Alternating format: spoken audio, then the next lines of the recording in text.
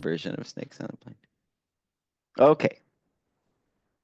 Good Friday morning, everyone. My name is Tim, and I will be your host this week for the Urban Ecology Center's weekly Backyard Naturalist program. And happy Lunar New Year to everyone around the world. So there are big chunks of the population of the world that mark their calendar in January 1st as the new year, and another huge chunk of folks that mark the new year based on the lunar cycles. And so just a couple days ago, we transitioned from the year of the dragon to the year of the snake. And so today we're going to revisit what has become a frequent topic here on the Backyard Naturalist. So just like we did last week with the bats, we are welcoming back to the program the snake with a little bit of a different twist. So I hope you can sit back and relax, grab a beverage, bask in the warmth of your digital screen glow as we slither into a new episode, episode 21, in fact, of season 6 of the Backyard Naturalist, which is Snakes on a Plane. Right after we extend our utmost gratitude to the Backyard Naturalist subscribers who are the backbone of this program. We so appreciate your support.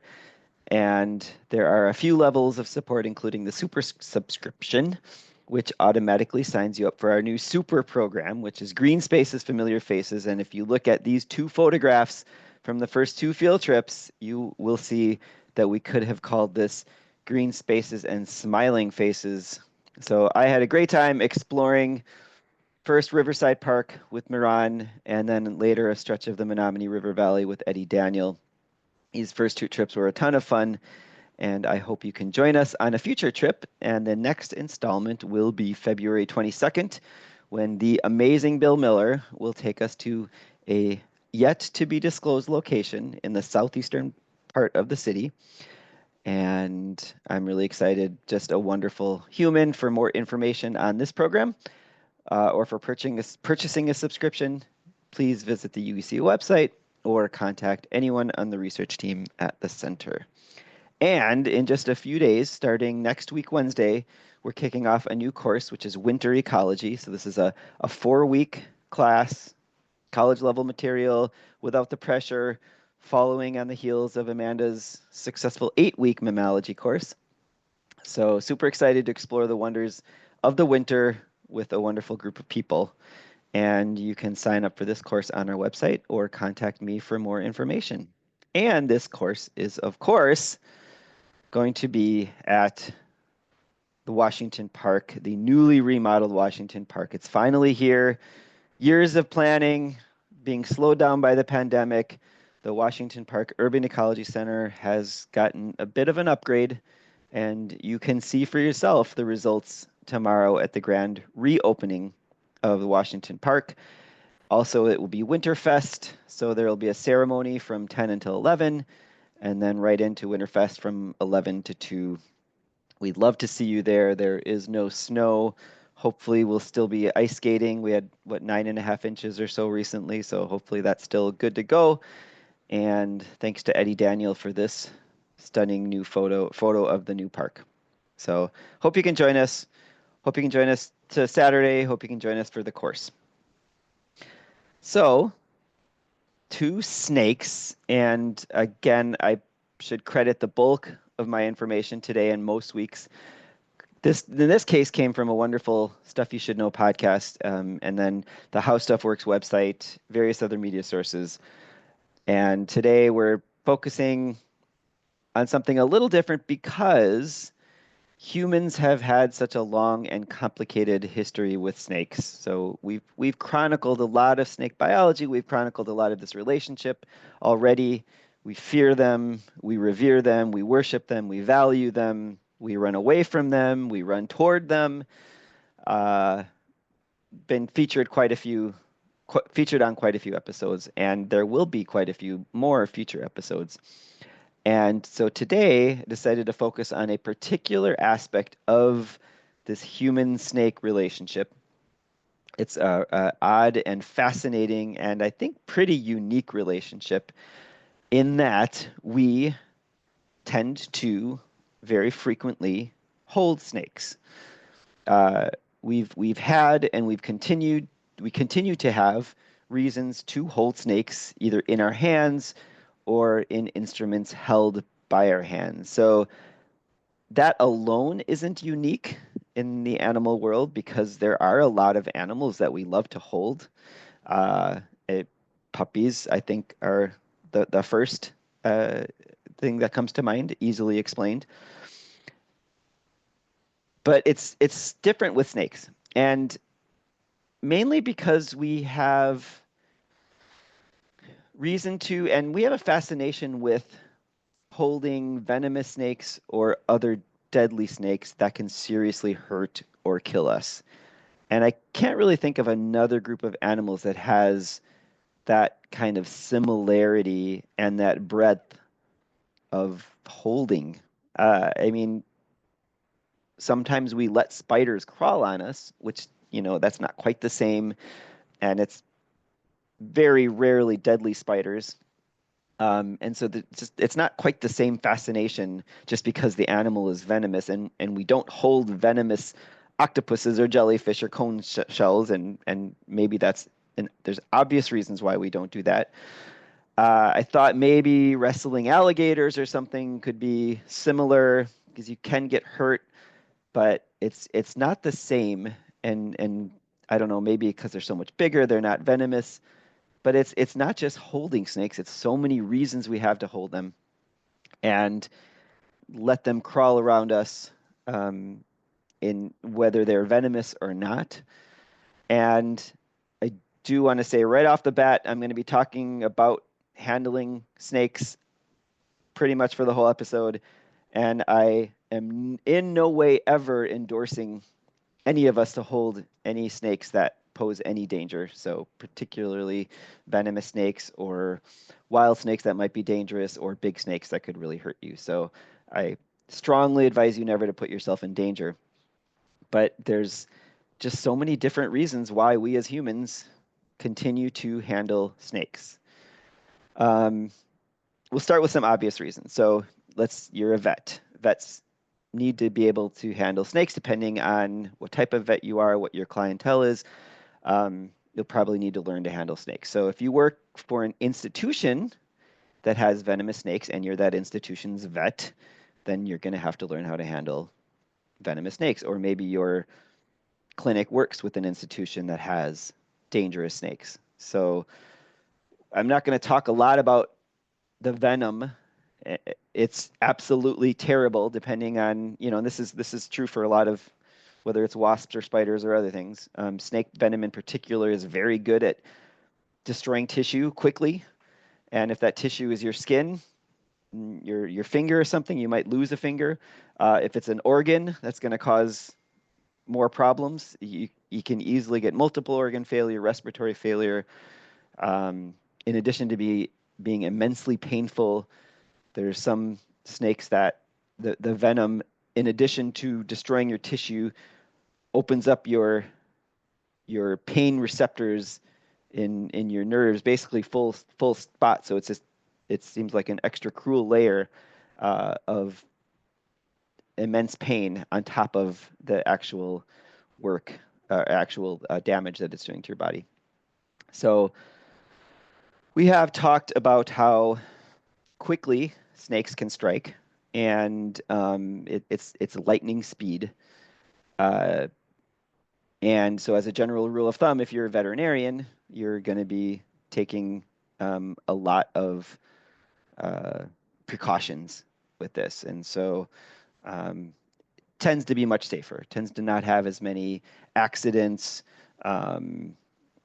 It's a much more safe, controlled environment. Because snakes can strike so quickly, there is a general rule of thumb that one might follow. So if it's a snake that is a foot long or less, and just because it's small doesn't mean the venom isn't just as potent, a foot long snake or less can potentially strike almost immediately its full body length away from you. If it's a bigger snake, it's not going to be able to strike its full length immediately, but it could strike 50%, 30%, and if it's a 10-foot snake, that's you can see that's pretty quickly. So it's not like you're going to sit and like get out your calculator and say, okay, how long is the snake? How quickly can it bite me? You're going to give it some birth, just like if you're trying to remember what that poem is, red against yellow, you're a dead fellow. It's just always best to be safe. Um, so the venom is bad. They can strike very quickly, and we've mentioned how effective, thankfully, and important antivenom is in past episodes, and so how many countless lives that has saved. So for a veterinarian, there is a risk. There's also a lot of safety measures in place in handling and in potentially treating the snake or treating yourself if you are bitten. Another group of people, another huge group of people that handle snakes would maybe this is an obvious one too, and growing is pet owners and the pet trade, the snake trade for pets, pet snake trade again, usually doesn't pose much of a threat. However, you have less of these kind of regulations in place, and so the potential for reckless behavior or forgetful behavior or just dumb luck or whatever increases. And you do have cases where a pet snake can harm or maybe even kill a human, um, or maybe the family dog or cat, or it can get bad. But if you're a responsible pet owner, you're probably not going to have a dangerous animal, or if you do, you're going to really learn how to safely handle the snakes and make sure everybody in around knows the rules. And so potential for danger is there, but it's people like to cuddle with snakes. It's some people would never even some people are look at the snake and right here on this picture and say that's enough, that's about as all I can do. There's that evolutionary rooted behavior that we fear things that can kill us, and so snake fear is real. But for others, snakes are the perfect pet, super cuddly, love them, let them crawl around, everything like that. Then another group of folks that handle snakes would be herpetologists, research scientists, and who study snakes, and that can be in the field or in the lab. And the gentleman on the left is Scott Boback, a friend and colleague, also a wonderful human, does amazing work. You can see him featured in National Geographic, and he works with rattlesnakes, so he absolutely needs to handle venomous snakes. Sometimes the snake research is in the lab. Either way, the herpetologist working with the snakes may need to learn how to safely handle dangerous snakes. And the safest way to handle a venomous snake would be to put distance between you and the snake. So those extensions, the pins, the little claspers, things like that are good tools. And in this field, for the most part, if it's a responsible institution and responsible people working, they are going to be overcautious when it comes to safety, handling snakes, because it's not just themselves, it's the others in their lab, the grad students, things like that, and the institution. So again, some risk, but tends to be the risk is low. There are still more segments of society that need to handle snakes, and one of those would be anybody that is employed in the animal control industry. So in Wisconsin, we're not going to have much of this. So in Wisconsin, if you're under animal control, it's either going to be, cockroaches or bed bugs or bats or something. But in other parts of the world and the country, the folks you would call if you had a dangerous snake in your bathroom, your basement, your garage, your backyard. I mentioned in a past episode we talked about the vast majority of snake bites tend to happen near the ankles because you either step on or near them, or the fingers because people, and it's usually younger men, go figure, who try to handle or poke or pick up a snake that they shouldn't. So if a venomous snake or a snake that might be venomous is in your house or on your property, it's always best to keep your distance and call the people that know what they're doing. So still a risk, but again, much more controlled risk. then you have a group of people that are trained to handle dangerous snakes in the kind of the segment of our society that gets a little darker and sadder. So those in the animal rescue business. So you hear on the news that a house was raided. It's happened here in Milwaukee. It's happened other places. Authorities find there's a house that is either keeping very dangerous snakes, like alligators or venomous snakes, or they've got snakes that are it's just in very unsanitary, usually overcrowded conditions. So those are kind of the big ticket news items. But on a smaller scale too, somebody might have a pet legally or illegally and realize that it's either grown too large for them to deal with, or dangerous, or they just don't know what they're doing. And so just like with dogs and cats, you have places that have reptile rescues um, that need to find new homes for snakes. And I imagine that's got to be a lot harder if it is a snake that can seriously hurt or kill you.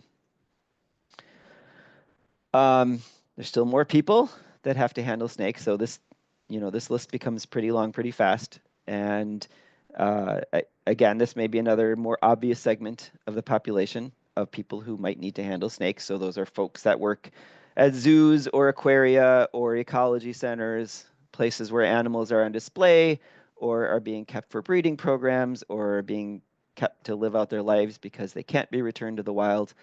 And the vast majority of people, and this includes Maggie and Amanda and Kelsey and myself, handle snakes in environments where safety is the key issue. Safety of the human, safety of the snake, paramount. And again, this doesn't mean that there's no risk. So we had a pretty small garter snake who decided to try to eat one of our 5 foot 8 inch tall outdoor leaders, starting with his pinky.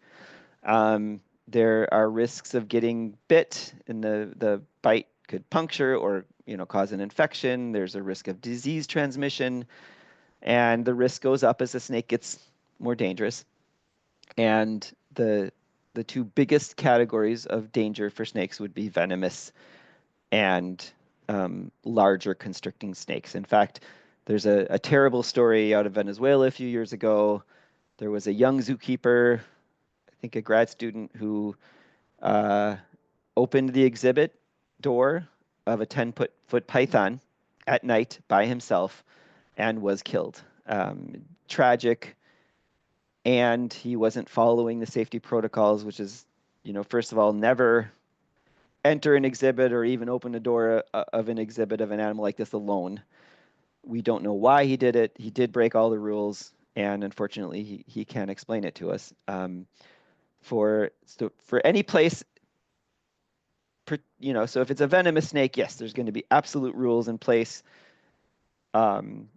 If it's a big snake that can overpower you, there are going to be rules in place. And I think the most obvious rule is to never do this alone. And there are regulations in place as to how not alone you should be. There is a rule of thumb in the industry, apparently, that you have one person for every 5 feet of body length. And I'm pretty sure we've got some snakes that are more than 5 feet long at the Ecology Center. But for anacondas and reticulated pythons, so that was what happened in Venezuela, that goes down to one person for every 3 feet of body length because these animals are just ridiculously strong and could easily overpower a person or even people. So according to this rule, that zookeeper in Venezuela should have had not just, not only should he not have been by himself, he should have had probably 3 other people around just with the mere act of opening the enclosure. But one can also imagine that that's just a mundane thing and like, oh, I got to get one thing. Now, do I really have to find 3 other people just to open this door? Well, the answer was yes, unfortunately. So it's easy to kind of let your guard down and not remember how dangerous these animals can be, even if they've been in captivity their whole lives. So the list continues. A huge part of the snake handling societies are snake milkers that obviously need to handle snakes. And this isn't your, you might have a 200 dairy farm operation. You also might have a 200 snake farm operation. And by definition, though, these folks that are handling these snakes are venomous because the milk in this case is venom. And there's a lot of reasons why people extract venom. Scientific research being a huge one, particularly biomedical research. Snake venom has it contributed to all kinds of advancements in human and other animal health, anti-clotting properties, lowering blood pressure, and probably the biggest life-saving part of this is the antivenom itself, which is extremely effective remedy against snake bites if given within a certain amount of time. This is a decently regulated field, but not everybody in this field are professionals. So there are hobbyists who still have to follow the rules, but and the rules will vary by state too. So it's not a federal sweeping rule about, dangerous animals. Usually it's by the state, from what I understand. Um, but, you have people in the Northwest that can make a good amount of money harvesting mushrooms. There are people that can make a good amount of money by harvesting snake venom. So, um, as of a few years ago, 1 gram of snake venom, which is a decent amount, it's maybe 100 milkings to get to a gram, could net you $5,000 or more. So, depending on how many operations you have, it could easily be 30, 50 or more $1,000 a year. And of course, there are inherent dangers. You can see the hand in the photo on the left is missing the tips of several fingers. That is the most common incident, the most common, you know, traumatic incident of handling venomous snakes is losing fingertips or fingers. Because even if you do get bit and you get the anti-venom, that venom tends to be so quick working that you might lose the fingertip. Um, and the necrotic damage is very quick and complete. And you can't use gloves in this operation, or at least most people that do it tell you can't, and not even like because part of this is a delicate operation of feeling the skin, feeling where the venom glands are, and so if maybe a thin glove could help you, but that wouldn't then give you much protection against the snake itself. So it's an inherently dangerous hobby operation, and uh, you know, they're caressing the venom glands behind the jaws. There's actually a really good NPR story that I'll try to remember to share with you that follows it's a short story about looking at somebody who spends a good part of his, 25% of his income comes from milking snakes. So important operation, delicate operation, dangerous operation, and it's a part of the I'll never be part of this world, but it's fascinating to know that it's out there. And we've got a couple major more groups of people that handle snakes. The list I probably could have gone more, but this is just kind of like it's not a definitive list, probably, I'm sure. And I'm gonna maybe take a bunch of categories and just lump them into the profit makers.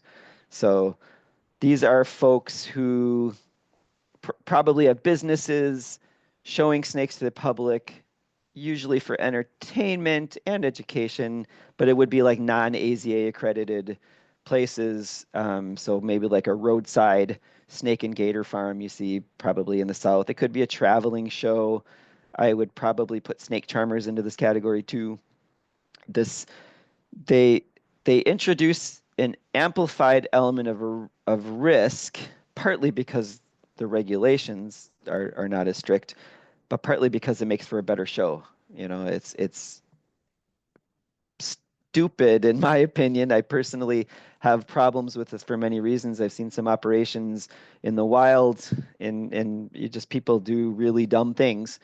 But it makes for a good show. It makes for good TV. People will pay money to see people put their risk at lives. It's tapping to whatever weird part of that our brain that is. It's the adrenaline. Um, the other reason it's it's bad for the people potentially, or maybe you're paying somebody to put their life in danger.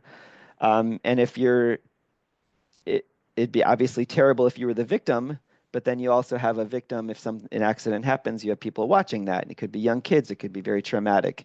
So there's a lot of reasons why some of these shows are, I personally don't like them. Some of them are rooted in tradition and culture. I'm sure not all of these operations are bad, but the chance for the badness goes way up. And then it's also the standard of care for the animals is often way worse than you would get at an accredited institution. It's, if it's for profit, there is that chance to be much less worried about the care of the animals. In fact, sometimes by keeping the animals in a state of unhealthiness, it actually helps your show. So it's popular, but there's a lot of layers of potential badness with this. But it's from this group. I've got a couple of stories of people that are rooted in this, and the first one is a man named Bill Haast. So his interesting story. I'm sure there's books and TV shows about him, but as a child, he he had this dream to open up a snake house. Exploring the backwoods of the house, learn to safely handle venomous snakes, all self-taught, kind of a self-taught educator turned scientist. And he really wanted to use it as a mode for education about snakes and to dispel myths. And so, I don't know him personally, but there certainly is a profit driven story when he opened the Miami Serpentarium, but the goals were certainly admirable, wanting to educate the public, and he also wanted to contribute to medical advances. And he carried out a very interesting experiment on himself. So starting in 1948, this is the Miami Serpentarium that he opened. So in 1948, he injected his forearm with a liquid that contained 1 part Cape Cobra venom with 1,000 parts of saline.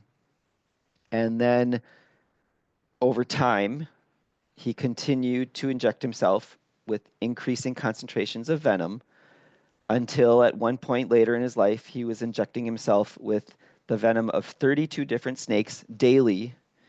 And really, the goal was to make himself essentially immune to venomous snake bites. Part of that would be to help him in his career, and certainly part of that would also be to help with science. And this practice of doing this is not unique to him. It's called Mithridatism, after Mithridates, who was a king of Anatolia around 100 BCE, who as a ruler was so nervous that people would try to kill him, and a popular way of killing king royalty was poison. So he started taking low doses of all the poisons of the day in a very similar way to what Bill was doing. But the goal was to make himself immune to all of these poisons to kind of help with his worry that somebody would try to kill him. So Bill Haast became this modern day Mithridates, and at some point his blood was essentially an anti-venom to many different venomous snakes. And he kind of became a live, mobile anti-venom person. And he would literally fly or be flown around the world to save people who had been bitten, save them with his blood. He was summoned by the White House at one point. He was flown to Venezuela to save the life of a child, and with his blood, and he became a local hero. And it's thought that he saved about 25 people's lives with his Mithridatism. And there was a very unfortunate accident at his serpentarium when a 6-year-old child fell into a crocodile enclosure and was mauled. It had a huge and devastating effect on him because it would obviously, just like it would impact anybody who was, a tragedy like that. So he ended up closing the serpentarium, but he dedicated the rest of his life to the scientific aspect and the health aspect of saving lives. And he contributed to clinical trials that helped diseases like Parkinson's and multiple sclerosis and polio, and he continued to inject himself every day until he died at 100 years old. So, that alone, that the fact that he lived to 100 after starting to inject himself as a teenager, he claims to have never been sick a day in his life, no colds, no flu. So, and there's a lot of press about living longer and living healthier. I'm not sure if that's something I want to do, but there is probably something to what he did at a biological level, at a in anatomical level, a physiological level that probably could have contributed to his long lifespan and healthy lifespan. Interesting human. And then the final category of snake handlers is the religious snake handlers. And this alone is super bizarre, super complicated, but entirely based on religion and faith. And what's interesting is this practice is not rooted hundreds or thousands of years ago, like other snake handling routines are. We have the starting point of this religious snake handling. It's just over 100 years ago. It begins with a man named George Hensley, who lived in Virginia, one of 13 children in a very religious family, Baptist. As an adult, he left the church. He moved to Tennessee, worked in the mines, ore mines, and helped his brother-in-law's lumber and moonshine business. Those two businesses were often combined. So he converted to a holiness Pentecostal Church of God. And then after that, he decided to forsake alcohol and tobacco and even friendships because those items were deemed worldly. And at some point, Hensley began to question whether he was living a sufficiently righteous life. And starting from a younger age, he became fixated on a particular verse from the Bible, Mark 16:18. I'm sure you all know it. Uh, they will pick up snakes with their hands, and if they drink any deadly poison, it will not harm them. They will lay their hands on the sick, and they will be made well. And according to his family, he was very literal in Bible translations. And so this specific translation stuck. It's also likely was affected by a seminal memory from his childhood where he witnessed an elderly woman handling a snake during a revival service at a coal mining camp. And the story goes that one day, while he was feeling particularly doubtful of his salvation, he withdrew to a nearby hill to pray and to seek God's will. While he's there, he happens to see a snake. He kneels beside the snake in prayer, takes hold of it, brings it to his church to prove his salvation based on that Bible verse, that he's righteous enough to hold the snake.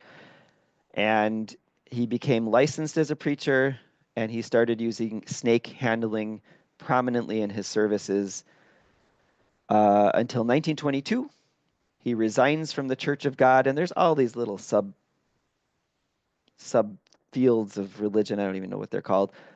He got in trouble with the law. He fled to Ohio, returned to personal ministry, then later returned to Kentucky, and he built the Pineville Church of God, which is a free Pentecostal church. I don't know what any of these things mean.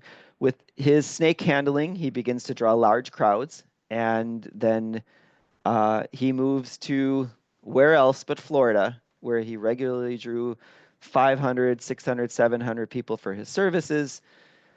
Later, he returns to Kentucky. I think he's on his second of third marriages at this point. And then in 1945, he starts the Dolly Pond Church of God with Signs Following. That's the whole name of the church. So really then, from the 1910s to the 1940s, thousands of people were following Hensley's church, and snakes were pivotal to his services and to his followers. And the practice is called holiness serpent handling. by definition, it has to be a venomous snake, by their definition, to be called a serpent.